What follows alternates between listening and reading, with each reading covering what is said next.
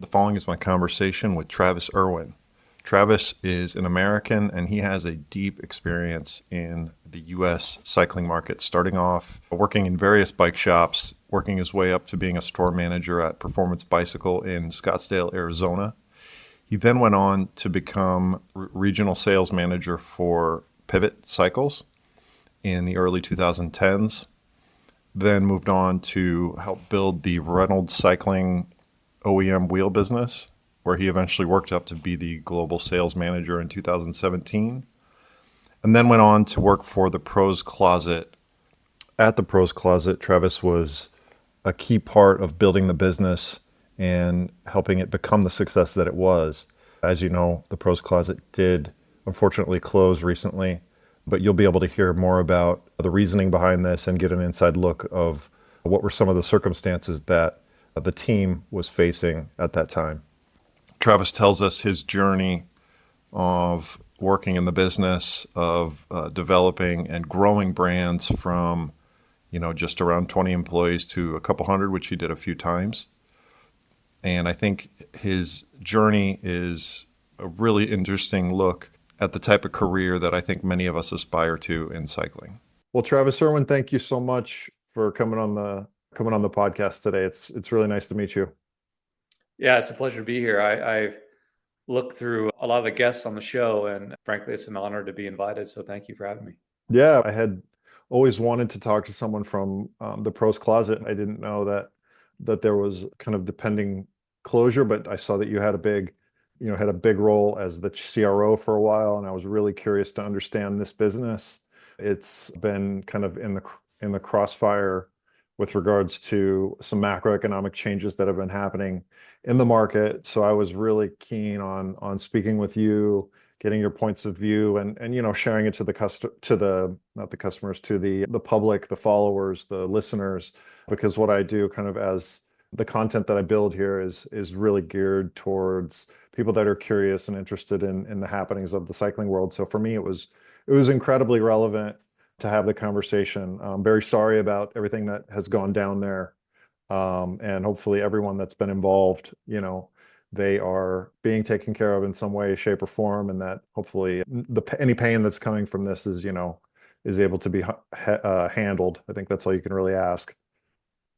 Yeah, and certainly the podcast really resonates with myself, and I think other industry professionals that are, again, wanting to learn more about what's happening within the environment they work in. And the sad news with TPC and what's transpired. I'm very confident there's an exceptional amount of talent there, and I'm certain that they'll be landing on their feet shortly. So I guess today I had sent you over some questions, and I think we can just kind of go through some of those. Typically, we'll just kind of hear about you, about yourself, how you got into riding and then into the business. So maybe we can just start where are you from and where did you kind of grow up and get started into, I guess, studies and your kind of professional trajectory? Yeah, no problem. My dad was a Navy pilot, and when he got out of the Navy, we were still relatively nomadic as a family. I was born in San Jose, grew up most of my life in Carson City, Nevada, and then I moved to Florida later on in my senior year. My family was originally from there. Or my dad was always kind of a motorhead. He was into motocross and motorcycles, and so at an early age, I was very much following in any hobby that he was in, I was into. So motorcycles and old cars were always something that were part of my childhood. So wrenching on things and just sports in general. Later, while I was in Florida, he actually got into cycling first. He was one that got into a road racing team there, and I remember specifically like him talking to me about road cycling and just baffled that my late 40-year-old father was shaving his legs and going out cycling with friends. But it was also something that I thought was different. It was this team kind of effect that I hadn't seen before. And he took me out on a few rides, and frankly, the road cycling thing wasn't really of interest to me. Again, growing up in motocross and BMX and having that, I was more interested in kind of the, I don't know, more adrenaline rush of of mountain biking. And that was really kind of the very early 90s when mountain biking Sure, it was taking off. was taken off. And Yeah. so was really enamored by what was happening in the mountain bike industry and really brought towards the downhill side of it, to be honest. It was something in Florida that, was unheard of. And so reading through Mountain Bike Action and crawling through retailer catalogs and the rest, it was just, I became obsessed with it. And being a friend, former college roommate, we just decided that this is what we wanted to do with our lives. So I went on to University of Florida there, and after school, the first thing I could focus on was how can I get to the mountains. My parents had recently transitioned to Arizona, and I moved to Flagstaff and thought, okay, this is where I'm going to start my cycling career. And immediately got in there and started working at shops there, mostly on the service side. And then knowing I had a bit of interest in business, I started really kind of exceeding expectations and going beyond that, and went on to manage a shop there, and then later a retail chain, and moved around a bit, kind of to focus on really all those famous cycling hubs. I lived in Seattle for a bit, and Boulder for a bit, and Moab for a brief stint, and Asheville for a while. And just following like any hotspot for cycling was really somewhere that I wanted to test out. And it was at a time in my life where, you're kind of granted that opportunity right out of school. You can really be that nomad and live that life. And so I really enjoyed it. And it wasn't until I was able to land an opportunity at Pivot that I positioned from being on the retail aspect into the manufacturing side. So you were really kind of laser beam focused on mountain biking, on enduro or downhill, a little both. Yeah, I should say that it wasn't just that. I actually broke my arm mountain biking in Flagstaff, Okay. and I was downhilling at the time, big wreck, broke my arm. And it got me really into road cycling at the same time. It was something that I could do that I thought was interesting. And it was just a way to stay fit where I wasn't really putting too much damage on my arm. And Sure. there was some confidence that I needed to grow back from being on the bike. I assumed that I would just jump right back into it and be competitive. And that wasn't the case. And just to be clear for any of the listeners out there, I had absolutely zero talent. I'm a hack cyclist at best. And so it was always just trying to get better by a lot of work. I simply just did not have the ability to be a professional in any way on the bike, but I was still fascinated with it. But that opened my eyes to different disciplines and opportunities. Again, Flagstaff and most of the mountain towns I've lived in have primarily been mountain centric. So it wasn't until I moved down to Scottsdale region that I really got into road cycling. And then that became something that was truly a passion. I got competitive in that space and really enjoyed the community that was going on at the time in road cycling and the tactics involved, and very much the mind play and that discipline. I think because I was never a really good cyclist, it allowed me to use my mind and my technique a bit more to take the advantage. Whereas it seems like any other aspect of the discipline, you just have to be really talented. And in road cycling, I could hide. I could hide a bit and come out the end. So you started, it looks like you worked in a few shops, and then you worked for, became kind of like a manager of a store kind of in the late 2000s. Yeah, before that, I managed a few stores, one Uh-huh. in Seattle and previously in Prescott. But then, yes, I moved on to Performance Cycles back in their heyday and took over a store in Scottsdale there. And it was great. It was kind of the experience I wanted, where you were really getting kind of a corporate environment, but also having that real touch point with the end consumer. And at that time, performance was filling a need for many. It was really targeting the commuter and the enthusiast, but also had a bit of the core product that was still coming in from Shimano and others. And so it met the needs, but also had a broader reach. What can you, so I don't get to talk to a ton of bike shop owners or bike shop managers. Can you tell me a little bit about what you learned, like what it took to be successful, what it takes to be successful? And because this was an independent bike shop, right?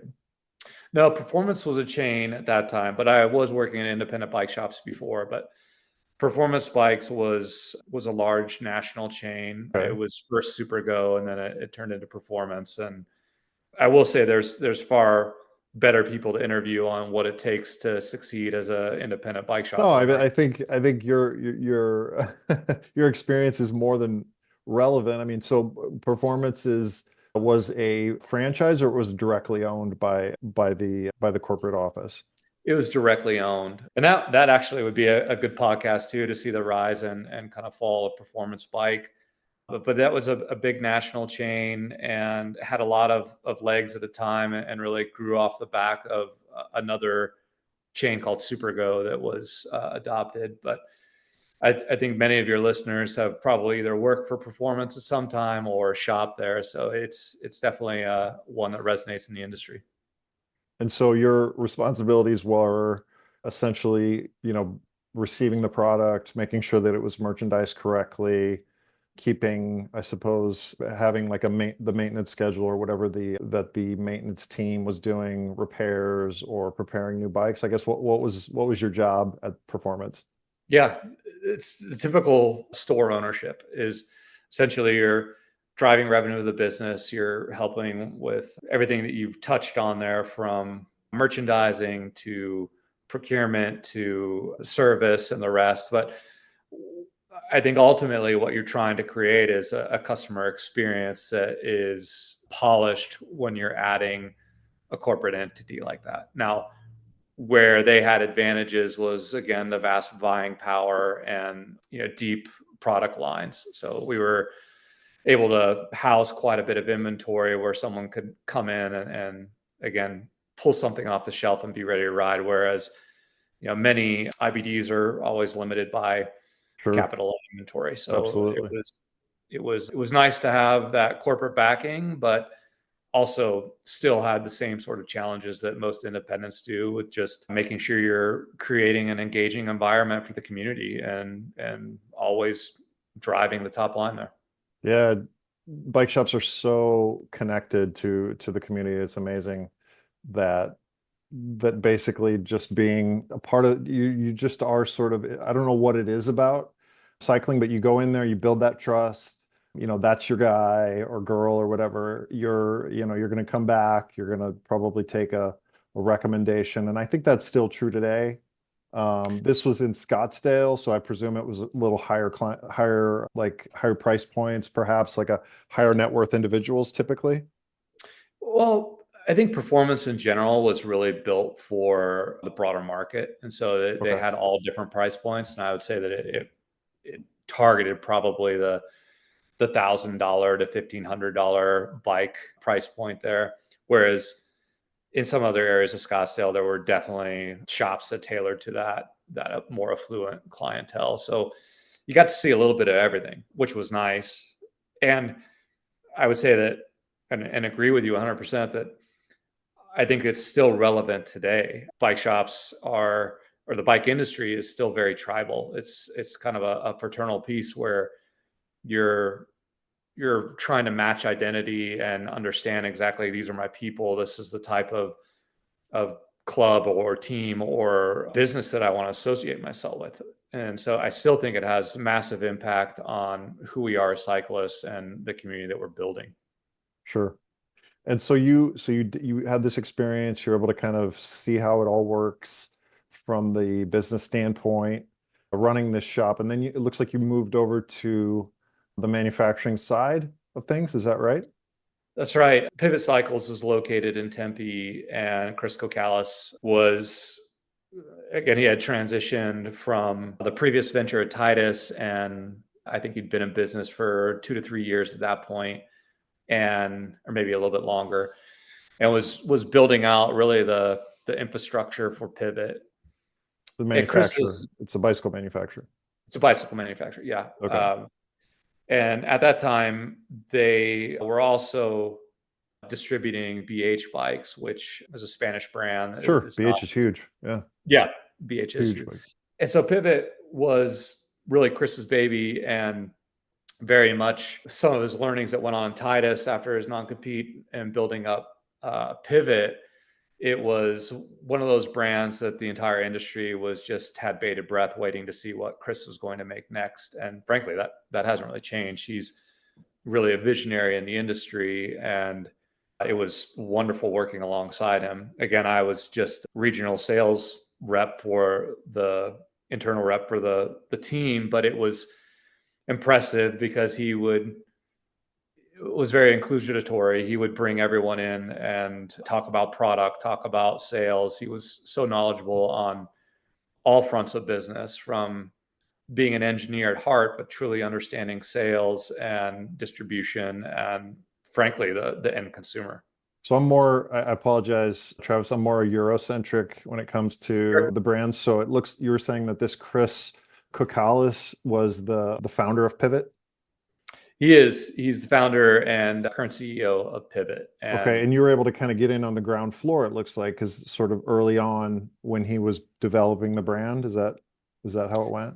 yeah, I would say that, there was already some momentum there and it was up and running for a few years, but I got to be there through part of the growth stage that was, one, you're still talking about who the brand is Sure. and creating awareness. But what I would say is that Chris's reputation is well known in the industry. And so a lot of the product that he was releasing sold itself. They knew that it was going to be something that was original and effective. He never really did anything from a marketing perspective. He did it as a way to improve performance always. So it's really product forward It's a type of better way of a, saying it. Yeah. okay. And so you worked with him and was it, so you were kind of in the ground floor, did you like being kind of in that environment, watching this company sort of kind of the genesis of a company and be part of that? Is that kind of how it? Yeah. Again, it was a small team at the time. I want to say we were probably around 20 employees, maybe less. And a lot of the prototyping and manufacturing was still being done there. And I still think they do some of that today. And Chris was very much conscious of the impact of the end consumer and very much uh, conscious of the dealer network and the importance of that. And so I think one of the things I always appreciated about Chris was he would go to the farthest extent to make sure that the dealers were satisfied with not only the product but the program.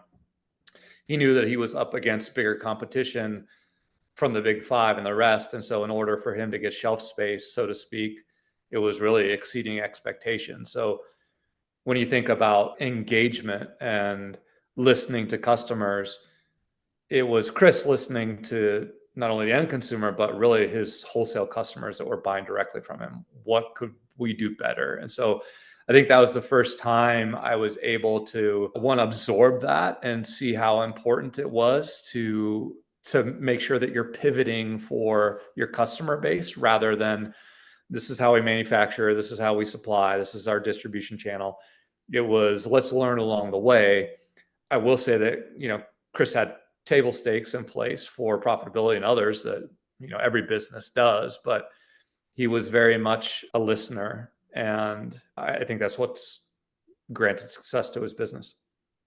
And so you were able to kind of, you were calling on stores, expanding the network. Sounds like the brand had some momentum, so it wasn't, I mean, I'm not saying it was easy, but it feels like that you were able to kind of jump on and really continue to knock down some new distribution placements of the brand, getting it set up. And then at a certain point, it looks like you went and you jumped over to Reynolds. That's right. Yeah. I will say that there was a lot of tailwinds at the time with Chris's product. Doesn't And hurt.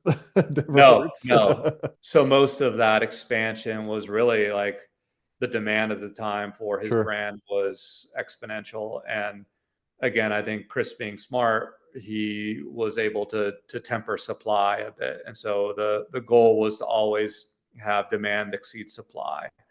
And so a lot of that expansion just had to do with making sure we could service it. And again, being very diligent in the selection process of what a true partnership is. And so rather than growth at all costs, it was really identifying, who else will support the brand and get behind it, and how does that affect, long-term longevity. And so that was, key pieces that I took away from business with Chris is, one, it was product forward. Two, it was customer centric. And three, it was about curating the right network. Sure. And Being in those kind of key accounts and not just any dealer. You want to make sure you have dealers that are going to pay attention to you. And so it sounds like he had a philosophy around that and that, distribution is so important in any business. But in cycling, man, it can make or break your brand, because like we said before, there's such a strong connection between, the community and those stores and the owners and proprietors. And so if you do get, those dealers on board, and it's a good product, obviously. It's sort of the, peanut butter and chocolate that works. So you went over to Reynolds, and it looks like you had a similar role where you were running sales for the US. Is that correct?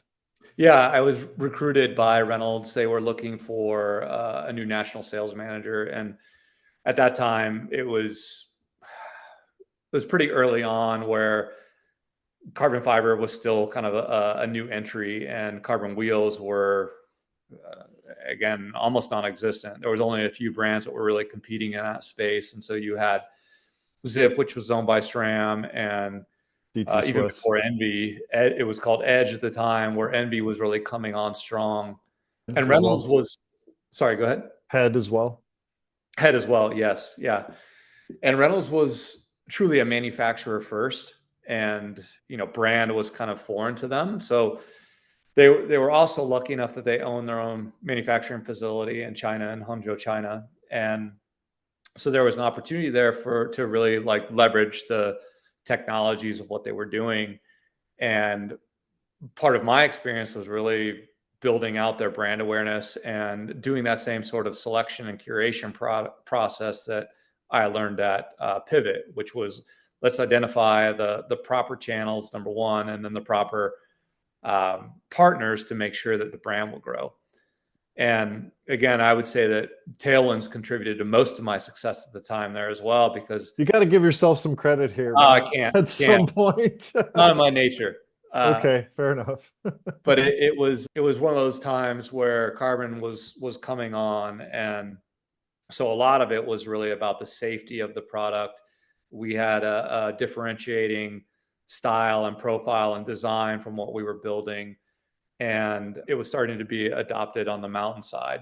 Okay. So this is all during kind of the Wild West, where 650B was coming out, and aero road wheels and climbing wheels, and moving away from tubular to tubeless. It was really an interesting time to be in wheel development. And I have to ask, so was Reynolds independent at the time? Because I see that they're part of the Hayes group now. They were, yeah, they were an independent company at the time. They did have a private equity backing from that was actually from the automotive space. I won't get too deep into that, but it was a way that we could, leverage some of their expertise to help with building, and there was some cross-category prototyping that was going on with Reynolds on carbon side for prototyping carbon rims for Corvettes and things of that nature. So there was a lot that they were learning from a production side that was fueled by the automotive. And so you're kind of developing sort of, would you call it, I mean, was it sort of a startup vibe at the time? It was still a very small company, probably about the same amount of headcount, at least in the US office, between 20 and 30 personnel.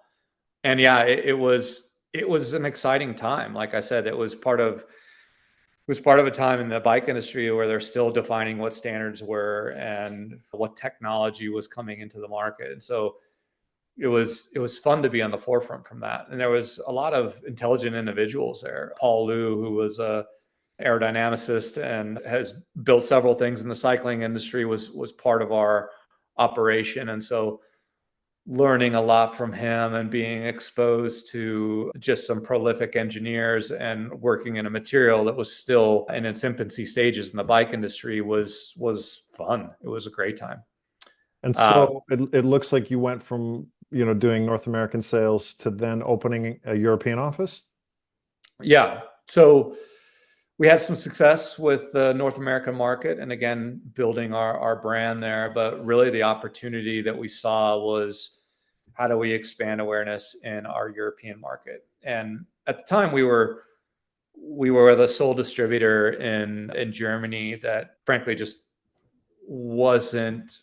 We were a portfolio company for them, and so we were one of many, and we weren't necessarily getting the attention necessary. It was also causing some friction for some of our European OE brands that just weren't getting the service necessary. So the thought was I would go over there and help a small team build out a assembly and distribution center in southern Netherlands there. And really the goal there was to build some stability first for both aftermarket and OE from a reverse logistics and just a supply aspect.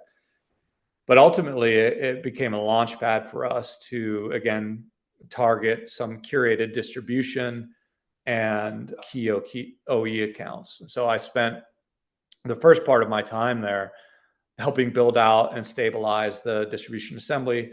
And then I really got on the road after that and shift from an operation perspective to a sales perspective. And a lot of that was targeting some of the Eurocentric brands that don't necessarily sell over here. It was Bulls and Cube and Rosa and others. And it wasn't until really the success with Canyon that proliferate the brand awareness in the European market. And at that time, Canyon was not in the States. So it was a big turn of events for us. It was our largest OE account and definitely one that benefited both Reynolds and Canyon. So yeah, I think we're going a little bit fast. I want to slow down, kind of help Sure. people Ask understand. questions. So you open up this distribution, I guess it would have been open up a company in the Netherlands where you guys, I suppose, were doing like you were doing shipments from directly from your factories in the Far East. Yeah, so we had an assembly facility in Taiwan, Okay. and a lot of our product was being manufactured in China, go to Taiwan for assembly, and then ship to either location, whether it was Europe or Sure.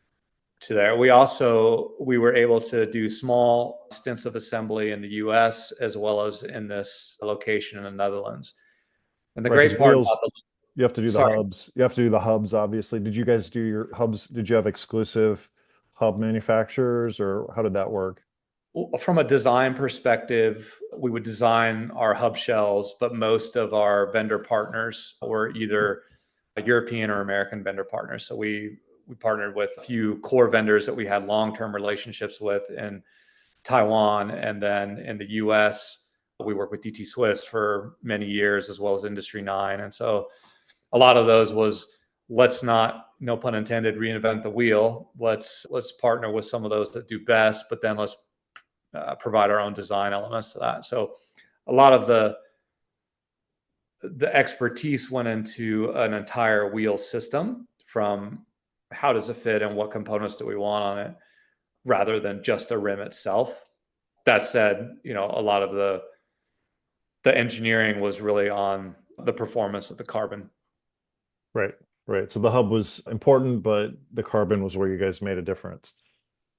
Yeah, yeah, and again, like any manufacturer, we did our testing across all brands, including our own, and it was impressive to see, what the the value that Reynolds brought, and a lot of the aerodynamics that we were working on were the stuff wasn't fluff; it was the real deal. And so it was great to be part of a company that manufactured their own product, did a lot of the research and the tooling for it, and making sure that you had something that the customer was going to be excited about in the end. And so going back to what we were talking about, so you guys, your goal when you open a distribution there is to obviously get, to get placements in stores and partnerships with distributors, which, in Europe is it's not a simple thing. You have to start, but it sounds like you were able to also make some inroads on the OEM side of things, which means you were providing wheels to manufacturers for their complete bike assemblies. That's right. Yeah. So the distribution piece is definitely something where we wanted to target distributors that were experts in their space. And so it was, again, back to that curation. Sure. It's hard to do all of the EU from one location. Positioning, That's just not positioning. possible. Yeah. And so it was really about, again, finding the people that are going to support the brand the best. And So you then kind of use that same sort of concept of, I want to be in kind of the opinion leader, if you want to call it that, in terms of positioning, opinion leaders in terms of stores that are, that are good businesses that are going to make sure that my brand is being merchandised and presented and sold in the right way. You wanted to take that similar concept with your OEM partnerships and make sure that these were brands that were going to represent the values of Reynolds in the right way. that's right. It was, again, as I mentioned before, I think our Achilles heel at Reynolds was always just brand awareness. We were a manufacturer first, and so that just came natural. Let's make a great product, but it was almost like we were just telling each other that it's a great product. And so part of that was really partnering with those that did a much better job at highlighting brand and highlighting quality. And so Canyon's a great example of that, where at that time, they weren't really doing any private label. Everything from stems and C posts were branded product. So it was one way that we could showcase that we made premium product and validated the brand in many ways. And they were, and still are, just a prolific brand in all of Europe today. But and I know, like, but isn't OEM like a double-edged sword in a sense Mm. that, you can do a lot of volume, but you're still at the mercy of the producer. Yeah, I love this topic. This is one of my favorites, actually. You're absolutely correct. It is a double-edged sword for sure. And I think this is where a lot of brands make the mistake. OE it's cutthroat for sure. And it's very much not necessarily a relationship built. It's what can you do for me today? So every time there's a model year change or some other way, they're looking to optimize their margins. And so there's a giant push there. And so you have to really balance your OE exposure as well as your aftermarket. And so I'm very much a proponent of focusing on aftermarket first and building brand equity first, because, and I'm sorry, I'm getting off on tangent. You could stop me at any time. But No, because if you build the aftermarket, the OE will come. The OE will be part of that. They'll want your product on their bike because they know it will sell more. well, but you guys, you did it the opposite way We did. to build the brand. There's not necessarily one way of doing it. It's more about where are your strengths. And so for us, we knew that we didn't have, let me just say it differently. Brand takes a long time to build. It takes patience, it Sure. takes experts, and you can dump a lot of money into it and it needs to materialize authentically. But with manufacturing, That's a really interesting way to put it. It does need to materialize authentically. Otherwise, it's just fluff. it is. And I think we recognize that. However, I will say that from maybe a mistake to highlight is that recognizing it is one thing, but kind of not working on it is worse. And I think that's what happened, is that Reynolds at that time started to bifurcate into really two different factions. One was focusing on the Reynolds brand, but the other piece was leveraging our manufacturing process to build private label product for frankly our competitors. And we started building both off the shelf molds as well as custom molds for competitors. And that became a large revenue stream for us. But as you can imagine, it it really cannibalized our market share and eroded the brand, the little brand footing that we had.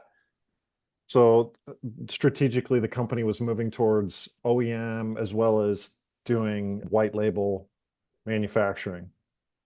Yeah, they'd split off into two different brands essentially. And my focus after really landing some of these OE accounts was really, let's move into private label. And I was managing accounts for, I won't name names, but let's just say all the big manufacturers or brands you can imagine. At one Sure. point, we You had, were yeah, you were building. doing a lot of, Yeah, like they were saying, we need wheels. We want to make yes, wheels. Where he's like, we need wheels. You guys know how to make wheels, make us wheels. And you guys are like, that's right. okay, let's make wheels. Yeah. And so that was one of those areas where we had the manufacturing capabilities. We were able to do it, but it was pretty nearsighted. It was one of those pieces that if I had to do it over, I would have voiced more loudly that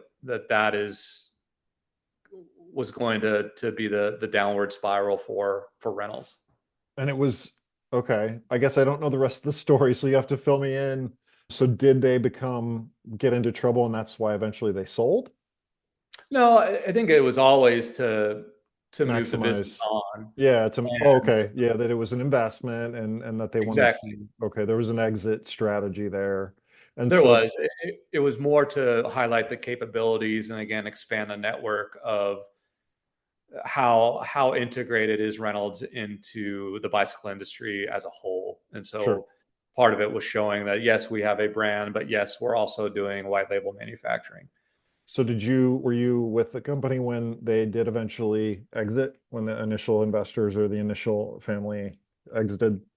Actually, no, no, I so at that same time when we were building these private label products, we were getting a tremendous amount of um, I call it's scrap, cosmetic scrap, where whenever we'd introduce a new mold, a lot of the first runs would have blems to it that, again, it's not structural in any way, but cosmetically, it was not what our partners would want to sell in first run. And so at the time, there was a small fledgling eBay company called the Pros Closet that was looking for opportunistic buys and really reaching out to anyone that would listen in the cycling industry. Do you have anything to sell to us? And we knew at the time that eBay was really a four-letter word in the bicycle industry. No one wanted to sell on eBay. No one wanted their products there. They didn't want that flea market kind of persona. However, we did have this scrap that was just going to waste. And what we thought was, hey, we can rebrand this. We can create what's called an SMU, special makeup, and sell it directly to Pros Closet and start to turn this into a revenue stream instead of something that was costing us a lot of money.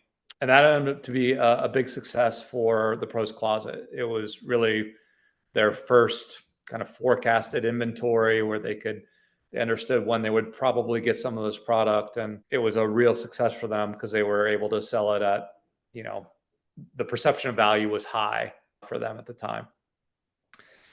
And it was really the first kind of interaction I had with them. And I also saw at the same time where the secondary market was really coming on strong with Craigslist and others and Pink Bike.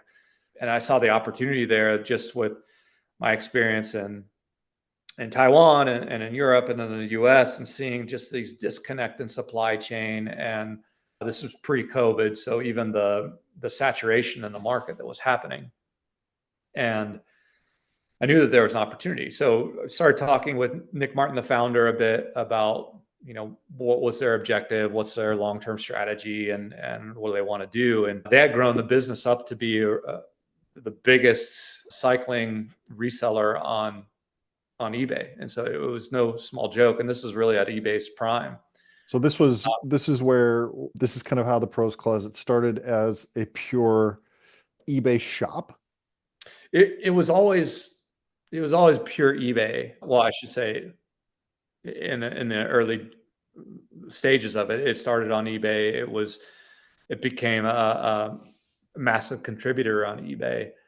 So Uh, they had their account on eBay, and they just had a really strong assortment of used bikes. Yes and no. They had their account on eBay. They had their own store on eBay. They had a really strong assortment of used products, and I would say outdoor gear.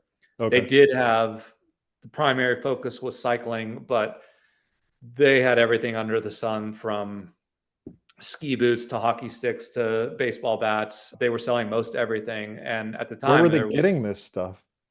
yeah, two ways. The first, the way that they were doing it, um, the majority of the procurement was really coming through the front door. They were lucky to be in a sports centric environment in the center of Boulder, and a lot of it was just coming in from the front there. And as they started to grow, a lot of the local communities or local businesses looked at them as an outlet. You know, we've got extra ski boots here or hockey sticks or whatever, and they recognized that there's value in everything. And so Nick was able to grab a lot of these items and then list them on eBay, but there's a challenge with that. One, the customer isn't necessarily buying from the pros closet. They were buying from eBay, and you really have no connection with the customer base there. So yes, they were building a good business, but it was an eBay business only. Okay, but they just started. So I suppose there was some sort of a shop or some sort of a concept where the founder was like, "Look, I'm going to start trying to sell this stuff. There's a lot of it around." And so eBay was sort of the first outlet, and then as things sort of progressed, I presume they had a warehouse, and they would then kind of probably find partners where they could collect this. Because there used to be, I remember there used to be Play It Again Sports. I don't know if that exists anymore, but it sounds like that sort of a business model. They were kind of following that sort of business model, and then liquidating over the internet, which for eBay, I suppose, like, I mean, eBay is a huge opportunity in all kinds of different categories. So it sounds like the entrepreneur, who was the founder? Nick Martin. Nick Martin. So the founder and I suppose his partners were like, "Look, we're seeing an opportunity here with kind of used equipment. Let's turn this into a business." Yeah. Yeah. I mean, I would highly recommend doing an interview with Nick. It didn't really happen that way. In some ways, and Nick was a professional cyclist, and he was also a minimalist at the same time. He was living out of a VW van, and in some of the ways that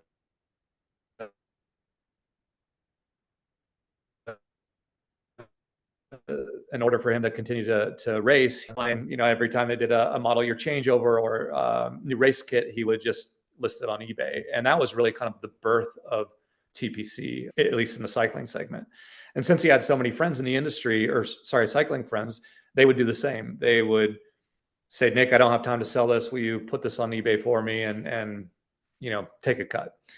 And Nick saw the opportunity in that and just said, "Look, I can do this." And Nick Martin is extremely driven and such an entrepreneur through and through. He's constantly thinking about business opportunities and how to make things better. And so he was really the driving force behind. And again, there was very little competition in the space at the time. And so he capitalized that. And as you can imagine, it just grew from his van to his apartment to his first building to a larger warehouse. And when I got there, I think we had 23 employees at the time. Sort of still in I'm that. kind of skipping over how Reynolds and stuff went there, but Well, sort of, I guess when you were working at Reynolds, you had mentioned that you were then the director of sales. So it sounds like you had a pretty important role at Reynolds. Why did you end up leaving? yeah. So to be totally honest, I was living in Europe at the time. I had 3 children under the age of 5. We had a North American headquarters. I was covering all of Europe, South Africa, Australia, New Zealand, and then spending a considerable amount in Taiwan. I was just stretched. It was really hard, and it was very difficult for my wife and kids at the time. So when my contract was up with being there, we moved back to the States. And that was about the same time that the Pros Closet was going through their seed round. And I was still doing, it was promoted into global sales manager at that time, still doing a substantial amount of travel, but my family had some more support. But I was ready to kind of take a different approach and look at the disruption that was going to happen through the secondary market. And so I saw the vision that Nick had really laid out. How did you meet Nick? Again, it was actually introduced by Justin England, who was their director of business development. Through the resellers. Yep. Through the resale. Yeah. So we were selling them wheels, and then was introduced to Nick. And like I mentioned, I could see where the opportunity lied. And I thought, man, this could be really something interesting that is different and a blue ocean opportunity. Sure. So you saw more of a strategic move here, where you had sort of grown in the Reynolds organization. You had sort of seen probably as much as you were going to see at the Reynolds role. That's right. I kind of hit a ceiling there, and it was either let's move to another brand and do something similar. But this sounds corny, but I always want to make a difference, and I always want to be transformative in anything I'm doing. And I thought what they had in place was already Mature. Had that trajectory. Yeah. It just needed a bit of professionalism and guidance through that. And so I thought, man, I could bring a lot of my networking and experience to help, push the brand forward. And so I went through a hiring process with them when they were going through their seed round. They were hiring their executive team, and their VC group reached out to me, and in some ways I presented a manifesto, not necessarily a strategy, but what I saw, how they could disrupt the industry and the opportunity for them. Shortly thereafter, I was offered the position for VP of sales. And my responsibility there was really like, one, how do you bring the dealer network and the industry to become partners rather than think about us as competition? And two, how do you capture the end consumer, and which consumer are you targeting? And so a lot of my first responsibilities were consolidating our product line. It was really like, what are we going to sell and for who? And so first thing we did was really target the type of customer we were looking for. And in my mind, it was this enthusiast who described themselves as, a cyclist first, a mother second, and a wife third. It was really someone that lived and breathed cycling. And so that customer spends a lot of time on the bike, and frankly, their recency and frequency to visit and to buy more is what we wanted to tap into. And in order to do that, we needed to really move upstream in our product. And so instead of being this kind of flea market of we sell everything, it was let's curate our product line. Let's focus on a more premium experience. And so that was also in conjunction with us moving off of eBay and onto our own site, which at that time was really controversial. It seemed that everybody was going to marketplaces. That was when Amazon was coming on strong, and others. And so everyone was looking, how do we get on marketplaces? And we were saying, we're trying to get off of it. And so there was a lot of question as to, was that the right strategy? And it turned out to be the exact right one. We moved away from eBay, and we were thinking that, within 3 years, we'd probably have 70% of the revenue. And within 3 months, we had 90% of the revenue that we were doing on our own site. So for people that don't know, to get customers on your own site versus to get customers on eBay is a very difficult thing to do. So how the heck did you guys do that? I think there was a few things. One, there was an appetite for it. eBay became so saturated with all different types of products, and there they really dove into the primary market as well. So instead of just having used product, there was a lot of new product that proliferated into eBay. Okay. And so they lost a little bit of focus on what it meant. And when we did our customer research, there was a lot of customers that were just looking for the centralized location where they could find a trusted resource. So our goal was, this type of customer already knows what they're looking for. Right. We don't need to go on the education side. We So just there, need to be transparent. so there wasn't a premium used bike and equipment marketplace available really, because you were saying that eBay sort of transitioned from a used marketplace to a everything marketplace. And so sort of a saturated and not a great experience, not a tailored experience. So you guys had a positioning that was underserved. That's right. Yeah. And I mean, there was others that were out there. It's Craigslist, Pink Bike, and some that already existed, but the bar was low as far as a user experience. And so Got it. we wanted to make sure that we could create this trusted site where we were being extremely transparent with high resolution photos and background on the product itself. And then a curated inventory where the customer knew exactly what they were going to find from a portfolio selection. It wasn't we're going to list $20 bikes and $10,000 bikes. Right. With a dogma in the, Exactly. among the Huffies. Exactly. So that was our goal with our persona strategy as well as the product strategy. But how did you go to market? Like it was just one day you just turned it on, and I presume there was did you already have a mailing list? Did you start with Google Ads? I suppose it was Google Ads, Facebook ads. Yeah, it was a lot of all the above. We really didn't have a massive mailing list because we didn't have a customer base from eBay. So a lot of it at the time, we had a CMO in place that was building out awareness with Google ad targeting. And then there was also just a massive connection that we had from the local presence. And so we were targeting, pushing out our product and our go-to-market from an awareness standpoint through ads through Vital MTV and Pink Bike and Road Cycling Magazine and the rest. So we were going through kind of traditional channels of, hey, this is going to be live. And we weren't expecting the sort of traction that we got right out of the gate. Sure. It was surprising how much awareness we drove just from organic word of mouth. Okay. Well, so far we've had really positive story and positive trajectory.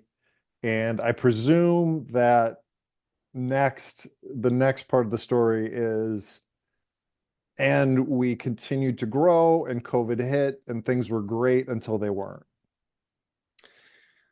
Yeah. We were growing. Yeah. Even before COVID, we were growing rapidly, and we were doing it in a healthy way where a lot of the focus was on, all aspects of the business. From brand was at the time a big focus for us. And there was a lot of push to go through a rebranding process and different name and the rest, and a lot of resources wasted there, but it was also to refine our operations. Previously, we would refurbish a bike just like any other bike shop. It would hang in a stand, and Sure. and then the technician would go from top to bottom. And operationally, we evolved to more of a product line where we were doing refurbishment in stages. And so there was two unlocks there. The first was the ability to move throughput in a fast pace. And then the second unlock was our ability to scale through personnel. We refused to, poach technicians from local shops just because we already had relationships with them. We were always trying to be neutral in the industry, but we were hamstrung because we couldn't get enough educated technicians. And so the way to approach that was to create some career pathing. We then designed these stations where a bike would first go through wash and then through identification for any sort of issues, and then they might add products to it and then go through a full refurbishment and then a posting stage. Anyway, long story short, we're able to train from here. You're going to learn how to wash bikes. Here, you're going to learn how to true wheels. Here, you're going to learn how to bleed brakes. And so it was a way to graduate people that were just passionate about bicycles into becoming true service technicians. And it really allowed us to scale and be able to, again, give a career path to, most that otherwise wouldn't have that in the bike industry. So you were also so there was an operational piece that you were part of that you felt strategically was working. So it feels like you guys were operationally really tight before COVID, I presume. Did you guys get to profitability? We were profitable before we took on the seed round. So before that time, for 12 years, the TPC was profitable. But once we took on the capital, again, it was for growth. And at that time, almost every business was really growth at all costs. And for us, it was getting to critical mass first, because then there were other players that started to get into that space. I mean, let me step back. Like, is this a cultural thing? Like, why growth at all costs? Like, why did it have to be that? Why couldn't it have just been a profitable company for the owner? I think Nick, and I don't want to speak for him, I think it wasn't, hey, I want to get rich off this at all. Like, he's not that way. I don't think he could care less if he had money or no money. He's always been, like I said, a minimalist. It doesn't matter to him. But I think he saw the opportunity to make a change in the industry for the customer. I get it, but did he know the pressure that would come with that? I don't think so. Because when you start taking money from investors, like, you got a gun to your head. Yeah. Yeah, it was an eye opener for most of us. And again, the venture that we first locked with, that wasn't necessarily the direction. And maybe I'm ad-libbing a bit here, but I would say that almost the entire industry at that time was really kind of focused on growth only and profitability secondary. And maybe that's post-COVID tailwinds, and I'm mixing timelines. But prior to that, we were very much focused on getting to critical mass, and we weren't doing an inordinate amount of spend in marketing or in other areas. We were really focused on, all right, let's grow this and build the business sustainably. But it got to a point where once COVID hit, that wasn't necessarily a choice anymore. There was so much demand that came on that we needed to shift gears quickly and really ratchet procurement. And I don't know if we need to pause there. I feel like we're jumping between timelines left and right. So let me know if you want to go back to anything. No, I think, well, what I'm kind of hitting on is where things, like, I'm just trying to understand from your perspective what was happening inside the company, and then I think we'll probably get to, where the wheels came off and why. Yeah. Let me summarize. And I think we were growing healthy pre-COVID. We were opening up new facilities, adding personnel. And again, the focus was really on operational excellence and throughput. We were already exceeding demand, and bike inventory was turning really quickly. One thing I will say is we moved a bit away from the P&A side of the business, and that had more to do with just the sheer what we could do at the time. We just didn't have the personnel. The demand was so high for bike that we just couldn't afford to process small parts at the time. And so we shifted almost all of our resources to bike processing. However, that, changed our margin profile a bit. And Bikes are dangerous. Bikes are dangerous. Exactly. You can get hurt quick. That's right. That's right. And so it was always like, hey, we need to do this for a period of time and be able to pull that back into the business. But it was also the perfect storm. Then shortly thereafter, COVID hit.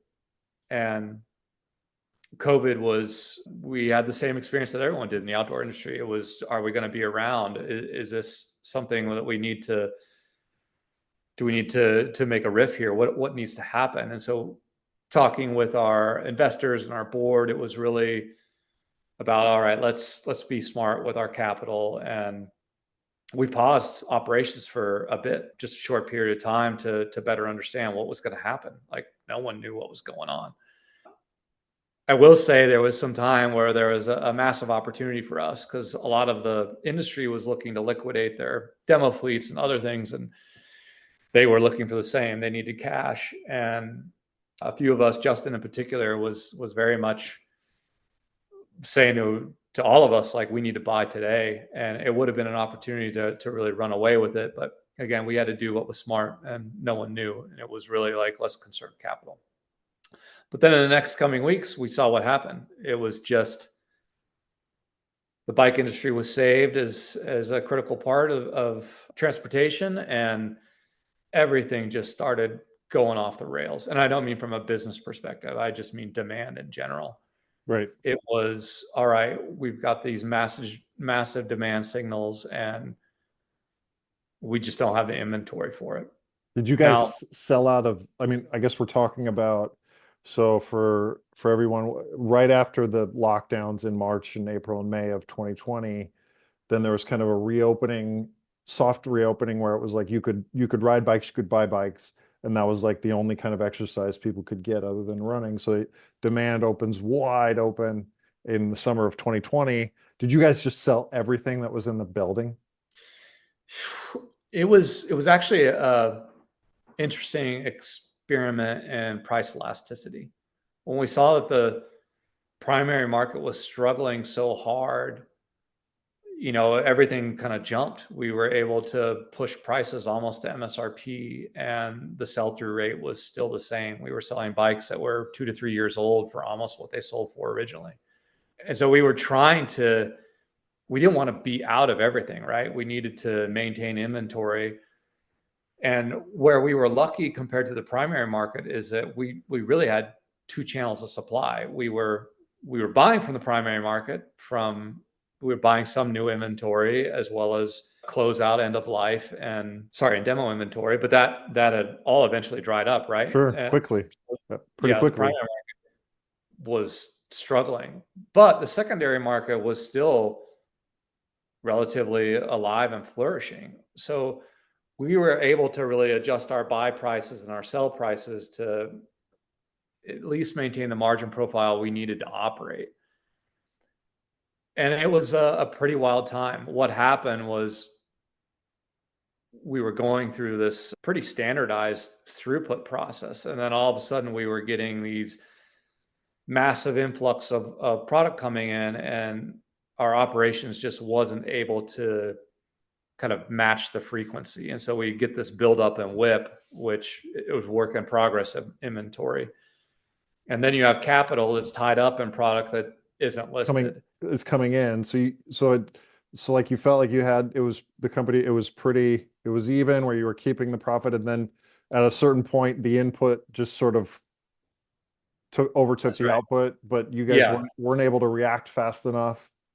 Exactly. We weren't able to react fast enough and process enough. And that kind of became our Achilles heel. And I wouldn't there's no one to blame. It was, no, I don't think anybody's looking for anyone to blame. I think it feels to me like it's more of a lesson in operations, a lesson in growth, a lesson in, just trying to hold on to this tiger by the tail. Yeah. Yeah. And I think we were able to come out of it actually pretty well. It was because, again, this was the early tailwinds of COVID, and we learned our lesson. So you were able to put the brakes on and kind of stop this whole thing.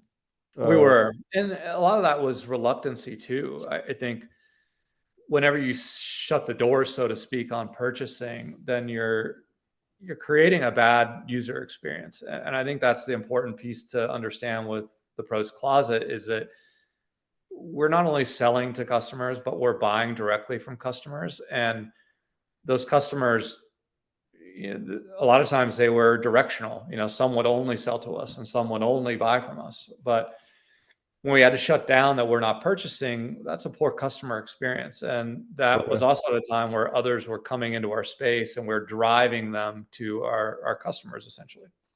or sorry, to our competitors. Sure. Because if you're not buying, it's sort of like, well, if they're not buying, if they're not Yeah. buying, I'm not going to buy. Yeah. This And typically I mean, was, it we're living was, in a day and age where you have a bad experience with a company. It's not often that you're going to give them a second chance. was there also sort of a double transaction that was happening where I sell, then I buy? That was sort of, There was, that was a small cohort of customer base. And okay. really that was my mission, was really to help build that cohort, because we found that that customer that both sold and bought from us, their LTV was exponentially larger than just a transactional customer. But because that's kind of foreign in the bike industry, it was a lot of crusading in many ways of, hey, this is how it can be done. And we were trying to get this trade up process to become second nature in the bike industry. And so we thought that, hey, if we can instill this, not only will we sell more bikes, but the primary market will sell more new bikes, because we know that what we used to joke, and Nick used to say this, is that the hardest part about buying a new bike is selling your old bike. Yeah. And so we thought that, hey, we're truly the mechanism here that is the tide that rises all boats. And when we had to shut down things, we felt like we were not only letting down the end consumer, but we're also letting down our trade-in partners and others that were relying on us to help support their business. So it was always this conscious effort of balance between operational throughput, sales, and purchasing.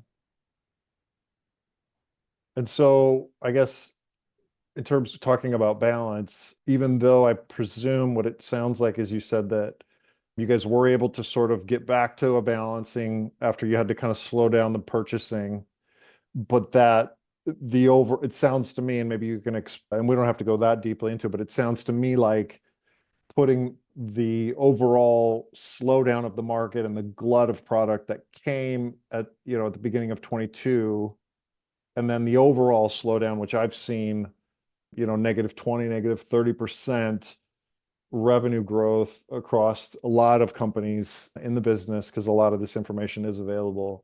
It sounds like just the softening demand was a big contributor in really trying to simplify this whole thing, but the softening demand was kind of what made it impossible for TPC to continue operating. I think it wasn't one thing. I think the perfect storm happened. I think if I had to outline mistakes without going into too much detail, I think our reliance on performance marketing, Yeah.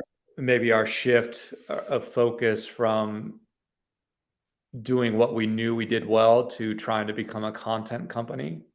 I think those two pieces were costly mistakes. And add to that the headwinds of the slowing of the market and massive inventory. I think there was some learnings that we had from that. Now, we shifted in the last few months to target profitability, and I shouldn't say the last few months, in the last year or whatever. And the business was actually running extremely well. We were turning 80% of our inventory in less than 14 days, and margins were at the highest that we'd ever seen. So you guys went from profit or revenue at all costs back to profitability about a year ago. Yeah. Yeah. And again, it was to maintain. But Sure. I think that what happened is we probably bit off more than we can chew. We didn't have the gunpowder that we had in the bank prior, and capital markets changed drastically. And so maybe to sum it up in a way, it was too little too late.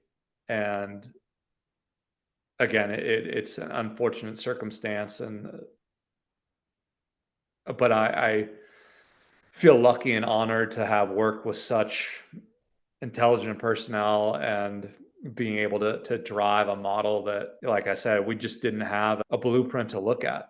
A lot of times we were pioneers in the space and having to make our own mistakes, and we made a lot along the way. But I also look at those as lessons that we've learned. No, I get it. And it sounds like what I'm taking away from it is, yeah, I mean, when you do have that sort of those requirements to grow, things happen. I think a lot of brands found themselves in a place where bad investments were made, bad decisions were made. Unfortunately, like I said, when you do have investors that are looking to you for results, it's not an easy place to be. And I'm really sorry that, you guys had to go through this. Um I feel like this is a story that probably isn't all that unique. I know that there were some similar stories with Sigma, with the Wiggle chain reaction group, pros or Pro Bike Kit. I know I see that Backcountry was sold. So I think a lot of companies got out over their skis. But with you guys, yep, I know performance marketing, like to be to be held hostage by Google and Facebook to generate clients, man, that's a tough place to be. And I'm seeing that on the internet now, to be a pure D2C player is not all like it's not all it's cracked up to be, is what It's we're kind not. of saying. It's not. And again, when I think of those mistakes we made, and I think about the future, I think it's important to focus on brand. I think it's important to focus on foundational pieces. And it's hard to get away from that fix that, the direct marketing does, right? Like it's easy to track, it's easy to show results, It's but sexy. the problem with it is it's nearsighted. And Yeah. I think we ended up overextending ourselves in that space. And like I mentioned, I think there's learnings that all of us have gone through during this transition, but I feel like the core people of TPC that were there, I was one of the original executives and one of the last to stay on to the very end. And I feel like we understand the value of what that model gave to the cycling community and to the industry as a whole. And I'm sure that there's someone that's going to step into that space and learn from our mistakes and do it better, because I believe in re-commerce, and I believe in extending the ride, and I think everyone that worked there did as well. So now it looks like for you, are you currently looking for kind of the next opportunity in the business? It feels to me like it'll probably be something I mean, with your experience at between, Reynolds and this, it sounds like you shouldn't have too much trouble finding another place in the industry very soon. I'm humbled in a way when I made it known that I was stepping away. I had significant outreach, which makes me, again, I'm humbled by that. And I'm still trying to figure out exactly what I want to do. However, I feel almost like an addict where I see the antiquated industry and I see its need for change, and I still want to be a part of that. And so I think what I am really trying to outline for my next role is exactly that. I don't want it to be just a role. I want to be able to be part of that transformation and flip the industry upside down to truly focus on the consumer. And yeah, I'm weighing a few options right now, which is great, and I feel blessed to be in this position. But I also feel like there's not many executives that have kind of that battle-born arc of going through the entire bit of scale. And it's one thing to manage with those tailwinds, but I learned more in those last few years in my career through the headwinds than anything else that's gone on in my life. And so,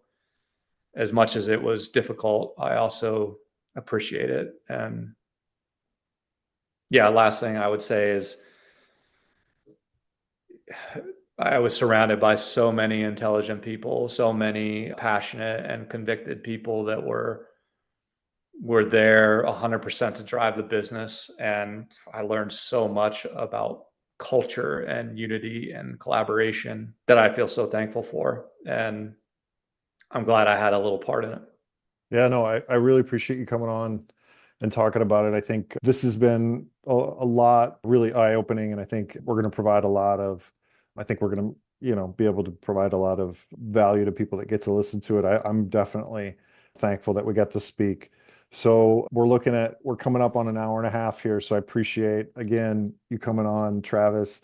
And if people want to reach you, where's a good place if people want to reach out to you, where can they find you? Yeah, I think honestly the best spot for me right now is truly on LinkedIn. Again, I'm managing that on a regular basis, and uh, I'm on there just voicing some transparencies and showing some vulnerability in my own experience, and I think it'd be a great place to connect. Great. Okay. Well, that's how I found you. So definitely, if anybody wants to reach you, they can find you on LinkedIn. So thank you again, Wes, and hopefully we'll cross paths at an event very soon. I hope so, and I appreciate you having me on here, and look forward to listening to the next one. All right. Thank you. Bye.